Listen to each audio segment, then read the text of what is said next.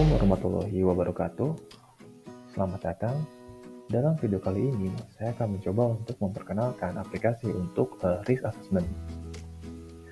Nah, sebelumnya karena saya ditugaskan untuk mencari tools untuk proyek manajemen di bidang risk assessment.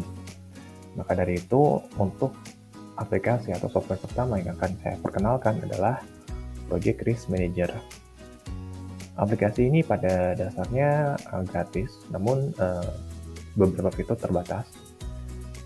Maka dari itu, ayo kita coba untuk mengeksplorasi beberapa fitur yang ada di aplikasi ini. Nah, bisa kita lihat ini, kita dari ujung. Di sini ada Project Directory. Nah, Project Directory ini pada dasarnya adalah akan berisi mengenai rangkuman dari project-project yang telah kita masukkan. Nah, di sini kita lihat kita bisa menginisiasi untuk project baru di tombol New Project, lalu kita bisa mengelola risk directory, ada juga maintenance resource, lalu di akhir ketika seluruh variabel-variabel ini telah kita inisiasi, telah kita masukkan, maka nantinya kita bisa untuk melihat dari risk matrix dan ranking definition dari resiko-resiko yang telah kita masukkan. Sebelum kita masuk ke dalam bagian itu, mari kita coba untuk melihat di new project. Nah, ketika kita input new project ini, kita lihat ada beberapa inputan yang harus kita masukkan. Di antaranya adalah mengenai logo untuk perusahaan kita, lalu untuk logo untuk klien. Lalu kita di sini ada beberapa inputan yang sifatnya mandatori atau wajib, yaitu project name, project manager, lalu juga commercial budget ya, dan juga ada risk manager-nya. Nah, sebelumnya saya telah membuat satu contoh untuk project ini, yaitu namanya projectnya aplikasi keuangan. Jadi untuk kliennya saya contohkan untuk misalnya nama perusahaannya Alpha. Ini project manajernya saya inputkan nama saya pribadi dan risk manajernya saya, dimulai di tanggal segini hingga expected end date-nya sekitar 6-7 bulan ya, dengan commercial budget sekitar $30.000 US. Nah, di sini mari kita coba untuk melihat yang telah saya isi. Nah, sini untuk project detail seperti yang telah tadi saya perlihatkan, bahwasanya di sini ada project logo, ada client logo. Ini kita bebas custom sesuai dengan gambar bebas. Ini saya coba untuk membuat contoh untuk aplikasi keuangan. Jadi diibaratkan saya ini adalah sebuah konsultan IT dan saya mempunyai klien untuk yaitu Alpha. Dan si Alpha ini dia meminta untuk membuatkan modul untuk aplikasi keuangan terhadap perusahaan saya. Nah, jadi untuk project manajernya sudah bisa diisi saya. Nah, sayang sekali karena ini fiturnya berbatas, jadi tidak ada orang lain yang bisa delegasikan selain saya di sini. Seperti itu. Ini ada isiannya seperti ini, ada budgetnya. Nah, terus kita isi, terus ada project type-nya. Sini ada beberapa pilihan dari onshore hingga offshore. Nah, lalu bisa dipilih ini untuk industri yang bergerak di bidang apa. Karena ini pembuatan aplikasi yaitu information teknologi, lalu country-nya, region-nya bisa kita pilih ya. Di sini saya sengaja untuk pilihnya secara global, secara umum terlebih dahulu. Lalu di sini kita ada isian untuk tab yaitu probability ranking. Nah, di sini kita bisa menginisiasi. Ada empat variabel yang mulai dari apakah resikonya itu jarang hingga resikonya itu tergolong sangat mungkin terjadi ya, probable ya, good chance of this risk occurring gitu ya. Nah, di sini ada 4 isian, bisa kita custom sesuai dengan yang kita mau gitu. Di sini saya sengaja pilih untuk yang secara umum dulu, yaitu setiap ada 4 bagian, jadi saya bagi untuk per bagiannya itu sekitar 25%, seperti itu. Nah, ini lalu ada isian selanjutnya itu HSSC Impact Ranking. Nah, di sini juga kita bisa custom. Jadi misalnya pada keinginan kita tergantung dari situasi kondisi project yang di lapangan. Nah, HSSC ini kan singkatan dari Health, Safety, Security, Environment, and Community. Nah, di sini ya kita bisa custom ya. Lalu di sini ada isian selanjutnya, tab selanjutnya itu Business Impact Ranking. Nah, di sini ada beberapa indikator utama ya, kita bisa lihat di sini ada cost, ada schedule, ada production loss, dan satuannya dalam per minggu. Lalu kita bisa mendefinisikan bahwasanya risiko ini seperti apa gitu. Jadi dampaknya itu seperti apa. Nanti dalam partisian yang juga bisa kita custom sesuai dengan keinginan kita seperti itu. Nah, untuk selanjutnya itu ini ada project territory. Lalu kita bisa memasukkan yaitu jenis-jenis resiko. Nah, jenis resiko ini kita bisa lihat ada di sini. This directory of project kita namanya. Tadi aplikasi keuangan ya. Dan di sini ada beberapa aplikasi yang sebelumnya ada beberapa risiko yang sebelumnya saya isi. Ada APLA 01 hingga sampai harga 05. Dan di sini biasanya resiko yang terjadi di perusahaan ketika mengerjakan satu project adalah seperti biasa error di scope definition, adanya lack of transparency, ada failure to work with the right people, not choosing the right technology, and kode isu ya dalam pengkodifikasian gitu.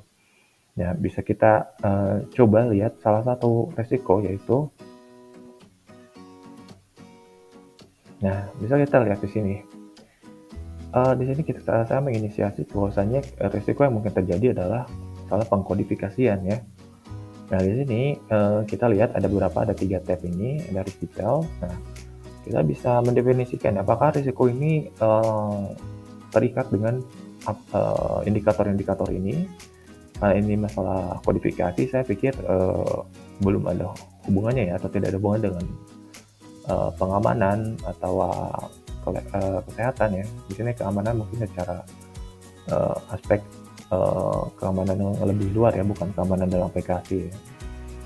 Jadi keamanan security-nya ada, environment gitu. Lalu kita bisa lihat di business impact. Nih, kita bisa tentukan apakah dalam pengkodifikasian ini dia akan berdampak kepada cost. Bila iya, maka kita bisa diisi. Lalu dampaknya kita bisa tentukan tingkatannya akan berdampak secara ini satuannya karena ini dia dolar ya. Kalau kita isi misalnya tergantung, kita bisa custom sesuai keinginan kita. Lalu kita tentukan untuk reputation-nya juga, apakah dia separate damage atau long term damage, medium term damage, atau short term damage. Ya, seperti itu. Kita bisa pilih ya. Oke, selanjutnya itu kita kembali pada risk detail. Ada beberapa isian yang harus kita isi. Yang pertama itu fasenya, apakah kodifikasi ini berpengaruh terhadap semua fase dalam project.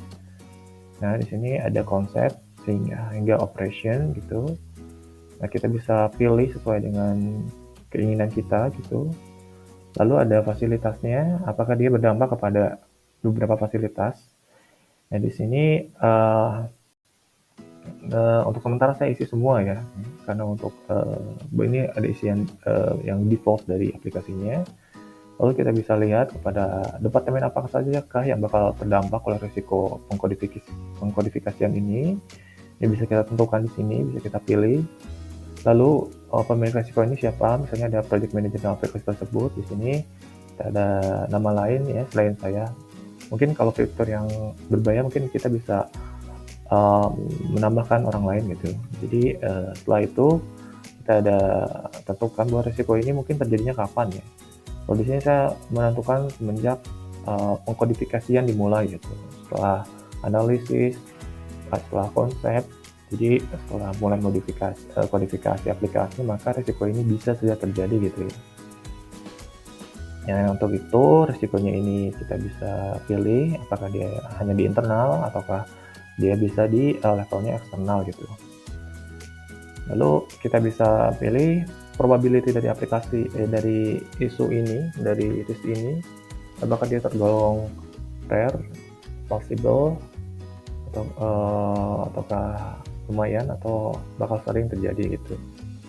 Karena saya di sini menganalogikan sebagai satu startup baru ya, yang mungkin masih berusaha untuk menemukan pola maturity dalam pengembangan aplikasinya. Jadi saya di sini mencoba untuk mendefinisikan risiko ini sebagai risiko yang mungkin bakal sering terjadi. Lalu setelah risiko terjadi, kita harus bisa menentukan mitigasi apa yang bisa dilakukan agar si risiko itu tidak terjadi. Nah, di sini saya sudah mendefinisikan bahwasanya agar kode itu tidak terjadi ada beberapa hal yang harus dilakukan, yaitu diantaranya adalah uh, testing kode secara sering, resolving bug and logical error. Nah, ketika kode bug itu ditemukan langsung disolusikan, lalu membuat standarisasi, lalu membuat best practice coding seperti itu ya. Nah, di sini apabila kita mau memulai menambahkan satu risiko baru, kita bisa add di sini, lalu isiannya kita isi. Untuk saat ini kita coba untuk melihat dari risiko yang telah saya masukkan sebelumnya atau mitigasinya. Di sini untuk mitigasi yang paling penting misalnya untuk men-testing kode secara sering ya. Nah, di sini kita bisa tentukan probability-nya. Nah, apakah dia akan sering atau tidak sering dilakukan. Lalu status mitigasinya itu apakah ongoing, complete. Kita di sini pilih target, lalu implementasinya mulai dari kapan. Jadi mulai kodifikasi ya, kodifikasi aplikasi itu saya tentukan tuh mulai dari Januari 2023 seperti itu ya. Lalu di sini ada consequential risk, jadi ini semacam dependensi ya. Apakah resiko ini akan kita dependensikan dengan resiko yang lain? Misal untuk contoh, tadi kan di resiko yang sebelumnya telah saya definisikan sekitar 5 resiko ya. Karena ini salah satu resiko yang saya pilih gitu, lalu saya bisa mengasosiasikan atau mendependensi bahwasanya apakah resiko ini tergantung dengan resiko-resiko yang lain. Misalnya untuk kodifikasi ini apakah dia bergantung dengan terikat dengan value to work with the right people, mungkin saja terjadi karena mungkin orang yang baru mungkin masih kurang pengalaman, masih kurang knowledge-nya, sehingga kode isu ini bakal sering terjadi. Bisa saja diasosiasikan seperti itu ya. Nah, oke. Setelah itu, setelah misalnya saya selesai mengedit, bisa untuk save dan close. Cuman sebelumnya di sini ada kelebihannya bagus ya di sini, jadi ada beberapa semacam report kecil gitu yang dimana ada risk status, risk manageability, overall risk ranking, probability, cost schedule, production, dan reputation-nya ya. Di sini bagus ya. Nah, semisal kita sudah selesai untuk menentukan salah satu risikonya, kita bisa close dalam hal ini. Nah, setelah itu misalnya kita sudah selesai untuk mendefinisikan semua risiko, bisa kita lihat reportnya. Nah, kita bisa lihat dari dashboardnya. Nah, ini kita lihat dari 5 risiko yang telah kita masukkan beserta mitigasinya, kita terdapat report ya. Kelebihannya di sini bagus ya. Ada overall risk statusnya, kita bisa lihat dari level open, ongoing, sama close. Ada risk completion persennya, jadi bisa kita lihat di sini memang saya sengaja untuk membuat resikonya besar, resikonya banyak yang belum dimitigasi, yang belum diselesaikan. Jadi di sini hanya sekitar 20% ya yang sudah selesai. Lalu ke bawah itu ada unmitigated risk ranking. Ya, kita lihat di sini ada levelnya minor, moderate, major, severe hingga not rank. Lalu selanjutnya ada risk occurrence and highest unmitigated impact rank dalam bentuk graph yang lain. Ada minor hingga severe. Lalu ada mitigation implementation status. Nah, di sini ada yang tadi telah kita tentukan sebelumnya, ada target, ada ongoing, ada complete gitu ya. Sengaja saya tadi pilih banyak yang levelnya ongoing seperti itu ya. Nah, menurut saya aplikasi ini cukup untuk bisa mendefinisikan risiko-risiko yang mungkin bisa terjadi selama pengerjaan project ya. Di sini terdapat beberapa isian yang bagus ya, yang secara detail, karena dia menurut saya bisa mendefinisikan hingga levelnya itu bisa kita lihat di sini ada, kita lihat ada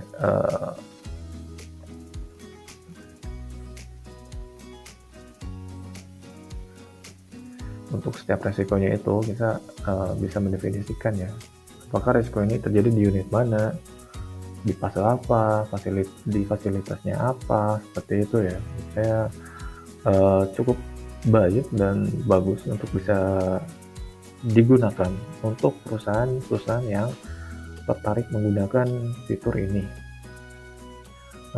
Seperti itu ya. Namun ya itu ya, salah satu kelemahannya menurut saya adalah beberapa fitur memang terbatas untuk yang gratis ini. Sehingga untuk bisa mengoptimalkan aplikasi ini secara penuh, memang kita harus menggunakan yang fitur berbayar, seperti itu. Baik, itulah review saya mengenai aplikasi pertama untuk Project Risk Manager.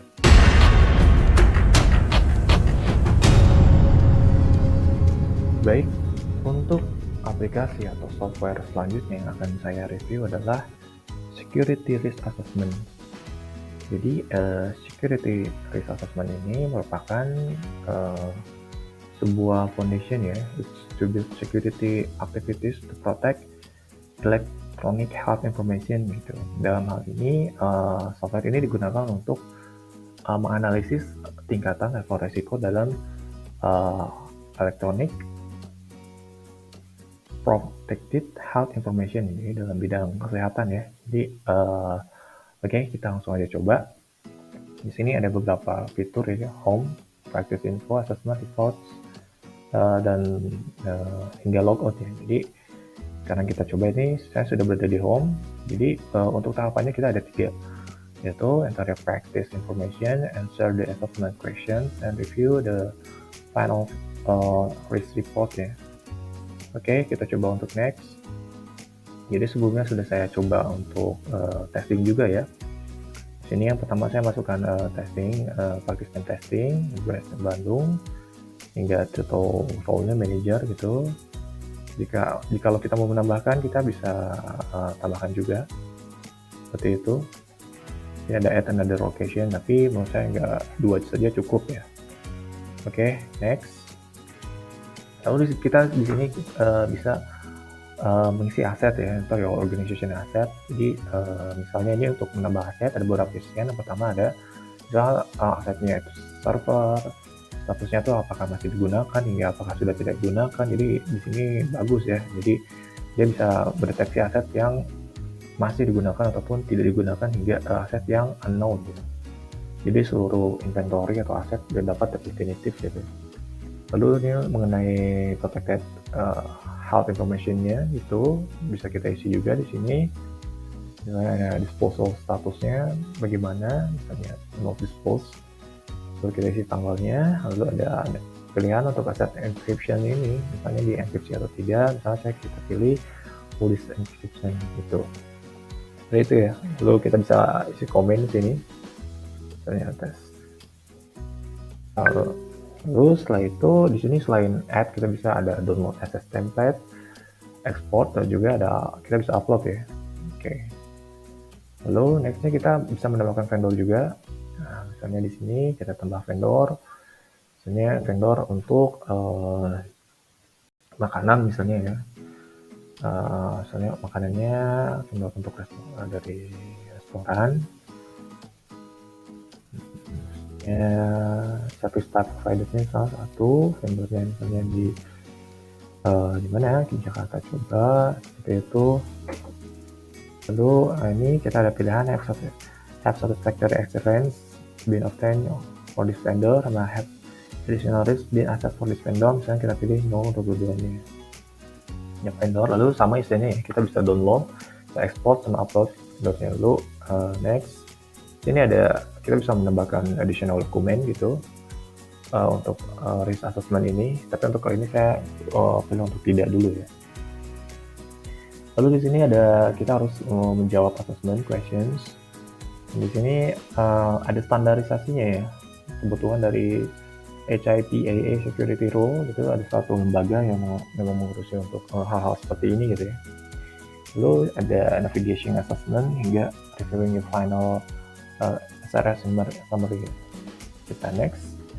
Jadi pada dasarnya itu kita mengisi ya beberapa questions dari section 1 hingga section 7. Nah, di sini kita bisa lihat ya untuk questions yang ini sebenarnya telah saya isi dulu dan kondisinya sama seperti aplikasi sebelumnya. Saya menganalogikan bahwasannya ini berangkat benar-benar dari perusahaan yang memang belum memiliki standar untuk risiko-risiko gitu. Jadi saya pilihnya memang yang berusaha untuk benar-benar awam gitu ya. Saya pilih ini. Lalu bagusnya ya di sini tuh ada berupa informasi penjelasan yang bisa kita gunakan gitu ya dalam hal untuk memilih gitu. Lalu di sini juga dia ada berdasarkan IPA, lalu berdasarkan ada NIST juga ya bagusnya ya, ada standarisasi untuk merujuk ke sana gitu. Oke, misalnya kita bisa next. Nah, lalu setelah isian-isian tadi sebenarnya ada 5 questions yang kita lihat di sini ada questionnya hingga 5 gitu. Sebelumnya telah saya isi, namun sengaja saya persingkat karena memang tergantung dari durasi ya. Ada banyak sekali questionsnya, namun intinya saya pilih pilih jawaban yang memang untuk tidak mengikuti resiko sama sekali ya standarisasi manapun, jadi benar-benar buruk gitu ibaratnya urusan ini. Lalu kita bisa memilih dari 5 isian ini. Misalnya dari sini sebelumnya telah saya isi 2, lalu misalnya saya mau isi yang baru 3, nah kita harus mengisi dari tingkatan resiko ini banyaknya terjadi hingga impact-nya seberapa. Misalnya ini apakah banyak terjadi, mungkin saja, mungkin sedang, misalnya ini jarang gitu. Lalu kita isi impact-nya, misalnya ini impact tinggi, ini tinggi, lalu ini impact-nya low saja, low, seperti itu ya. Dan ini berlaku untuk 2 hal yang telah saya isi sebelumnya gitu, seperti itu. Next, lalu di sini juga ada summary ya, jadi mereka mereview lagi isian sebelumnya, lalu kita bisa lihat pertanyaan ini apa yang kita isi, dan juga apa yang kita isi gitu. Lalu di sini kita bisa menambahkan tambahan informasi ya, ataupun kita bisa menambahkan beberapa dokumen misalnya untuk sebagai penambahan informasi gitu, untuk jawaban di section pertama, seperti itu ya. Oke, kita next ini sama gitu. Kita bisa lihat ke pertanyaan-pertanyaannya. Ini yang pertama, ketika kita lihat apakah do you maintain documentation of policy and procedure regarding this assessment, risk management, information security activities. Nah, saya pilih no ya, jelas gitu. Saya pilih no. Kalau misalnya saya pilih yes, juga ada perubahan dalam informasi gitu. Jadi mereka menambahkan bahwasanya apabila sudah dilakukan, maka ini merupakan satu pilihan yang sangat efektif gitu. Bila tidak, mereka merekomendasikan untuk Anda harus menambahkan dokumen kebijakan dan prosedur gitu, dan bla bla bla, seperti itu. Next, lalu kita bisa tambahkan seperti proses sebelumnya. Lalu bila kita ada yang tidak kita mengerti di sini, kita bisa melihat di sini apakah vulnerabilities itu. Jadi ada juga bagusnya penjelasannya ya. Ada vulnerabilities or weakness in information system dan bla bla bla seperti itu ya. Jadi bagus ya, ada tambahan informatif ya di hal-hal di konteks-konteks tertentu. Lalu misalnya kita lihat misalnya hanya untuk resiko ini kita pilih, lalu kita isi seperti tadi. Prosesnya terus menerus sama ya, ada review lagi terhadap section 2 ini. Next hingga mungkin kita loncat langsung ya ke section 7 di sini. Misalnya pertanyaan apa saja di sini, does your practice have a contingency plan in the event of an emergency? Ya, sama, saya pilih no. Saya juga pilih no. Pilihan yang pokoknya sangat awam ya, seperti itu. Kita pilih sama, ada reviewnya juga.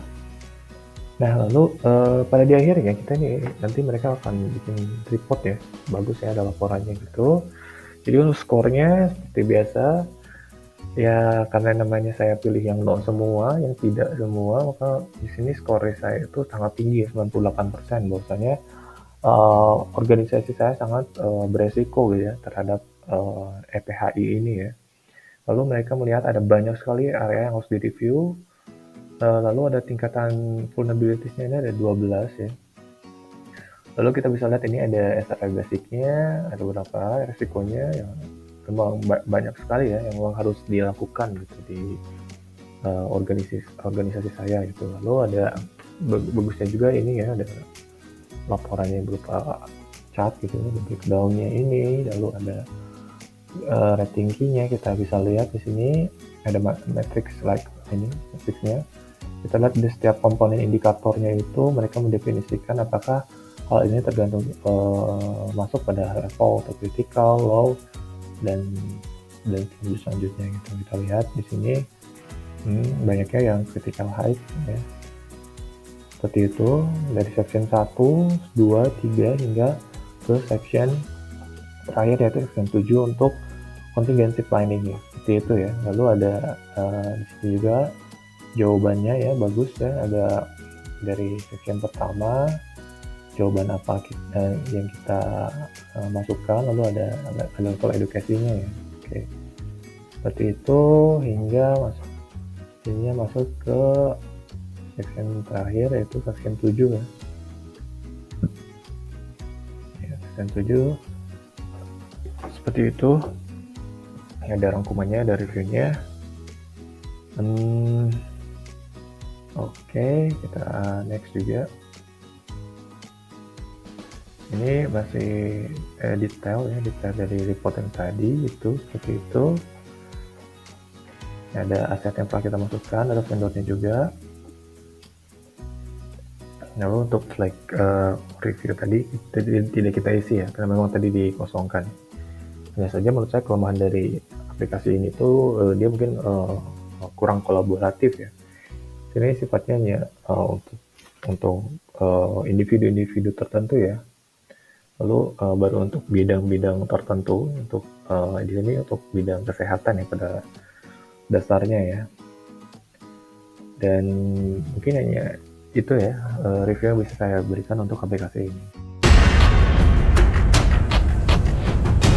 Oke, untuk aplikasi terakhir yang akan saya review adalah aplikasi app SmartSeed gitu. Jadi aplikasi ini bisa digunakan untuk mengukur resiko ya. Ada risk assessment matrix-nya gitu. Nah, langsung saja kita coba gitu. Untuk menu-menu yang ada di sini ada menu home, ada notifikasi. Nah, sebelumnya telah saya masukkan dulu nih email saya ya.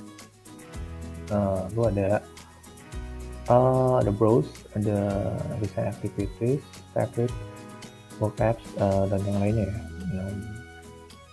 Oke, menurut saya aplikasi ini ya SmartSeed ya, fitur-fitur Windows Excel itu akan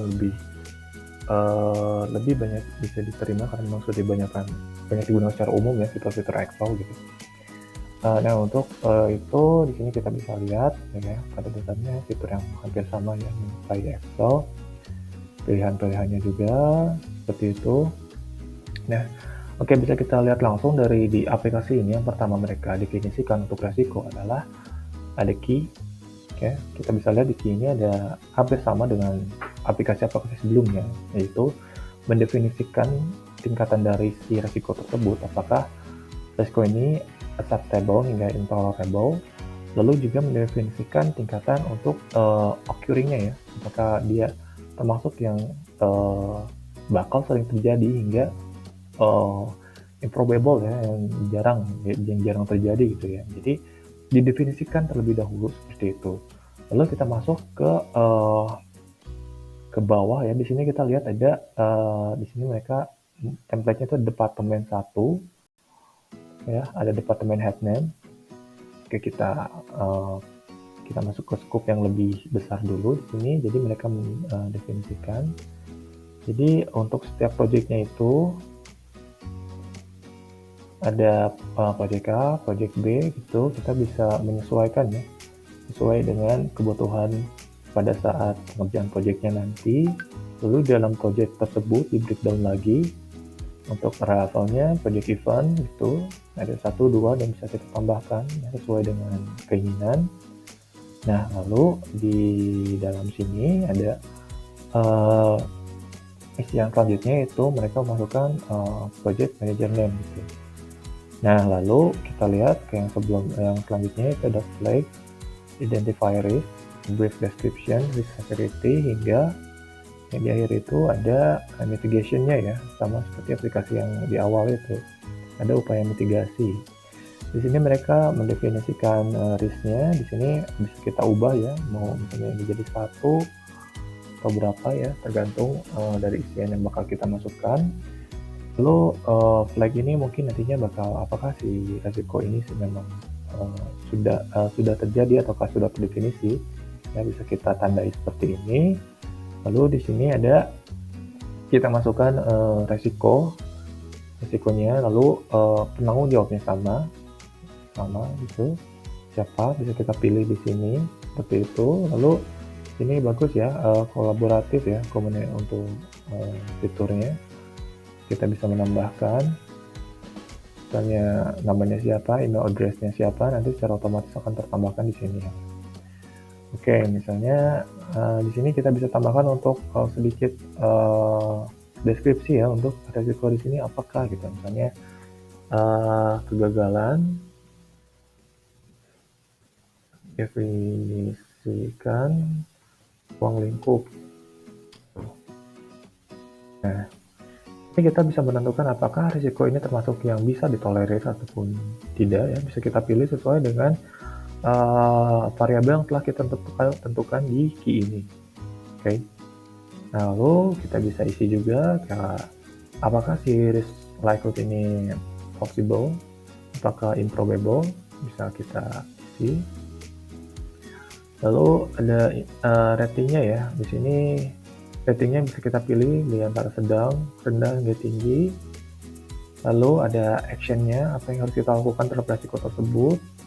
Nah, misalnya kita ini take mitigation effort, lalu misalnya mitigasinya seperti apa? Misalnya misalnya mitigasinya dalam hal ini adalah berarti kita harus mendetailkan atau memperjelas ruang lingkup aplikasi secara bersama-sama. Dalam artian bisa saja error and scope definition ini karena hanya beberapa pihak yang terlibat. Maka dari itu mitigasinya adalah seluruh pihak harus terlibat dalam mendefinisikan ruang lingkup aplikasi seperti itu. Lalu misalnya saya akan menambahkan risiko baru, misalnya seringkali dalam ini saya asumsikan sebagai pengerjaan proyek juga ya, misalnya risk yang mungkin bisa terjadi adalah kurang dana. Misalnya dalam satu proyek itu ada 3 termin, misalnya yang ada pembayaran 3 termin dari klien itu kayak pertama, kedua, ketiga terminnya gitu. Misalnya dalam termin kedua mereka mandek ya pembayarannya gitu. Sini kita pilih siapa yang misalnya yang bertanggung jawab manajernya, misalnya kita ganti jadi Bill Hudson gitu. Actionnya apa gitu, mitigasinya pun apa gitu. Namun sebelumnya kita definisikan dulu brief description-nya. Misalnya kurangnya dana pembayaran terhadap pegawai di tengah-tengah pekerjaan project itu misalnya. Oke, di sini risiko. Nah, di sini apakah risiko itu acceptable, apa tolerable, apakah undesirable? Kita lihat deskripsinya di sini. Menurut saya ini akan sangat berdampak ya. Kalaupun kurang dana, maka motivasi pegawai untuk mengerjakan pun mungkin akan berkurang. Sini saya mendefinisikan ini undesirable. Dan apakah ini bakal mungkin terjadi? Mungkin. Jadi saya pilih untuk possible ya. Nah, ini rating calculation menurut saya ini akan high gitu, karena dampak dana itu sangat besar gitu ya. Lalu apakah yang akan saya lakukan gitu? Nah, di sini kan tadi bisa actionnya itu mitigasi, ada warning, immediate note. Di sini ada seek support. Kalau misalnya seek supportnya itu akan berupa apa gitu? Apakah akan sementara memakai dana kas pribadi itu, atau di sini misalnya sementara memakai dana cadangan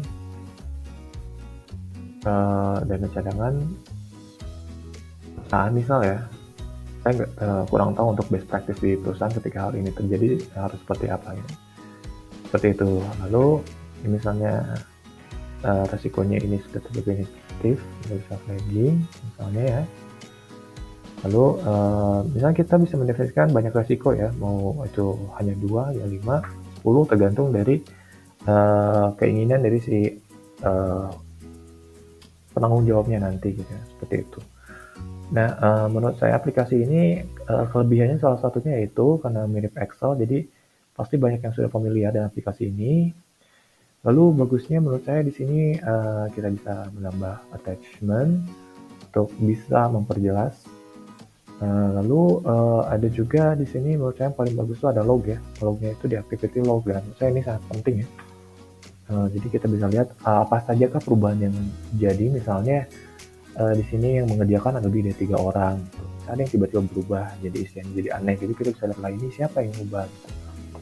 Yang kelebihannya juga kolaboratif tentunya. Dan di sini kita bisa lihat ada tombol share ya. Tombol share, namun menurut saya kekurangan dari fitur ini adalah kita kurang bisa untuk melihat report secara jelas ya, seperti di aplikasi-aplikasi sebelumnya ya. Dan di sini saya sudah coba beberapa kali, terkadang lama untuk bisa nge-loading satu page ini, tiba-tiba dia 10 menit, 15 menit tidak ada perubahan, sehingga harus di refresh ulang seperti itu ya, untuk kekurangannya. Lalu di sini menurut saya ada beberapa risiko yang memang harus didefinisikan secara detail oleh kita sendiri ya. Kurang jelas seperti di aplikasi yang pertama, misalnya kita bisa mendefinisikan risiko ini untuk ada di level mana ya, dan terus risiko ini terdampak di unit mana, terus risiko ini mempengaruhi siklus apa saja gitu. Menurut saya kekurangannya itu ya. Oke, baik, sekian review dari 3 aplikasi untuk risk assessment. Kurang lebihnya saya mohon maaf apabila juga ada kesalahan. Terima kasih untuk yang telah menonton. Saya ucapkan wassalamualaikum warahmatullahi wabarakatuh.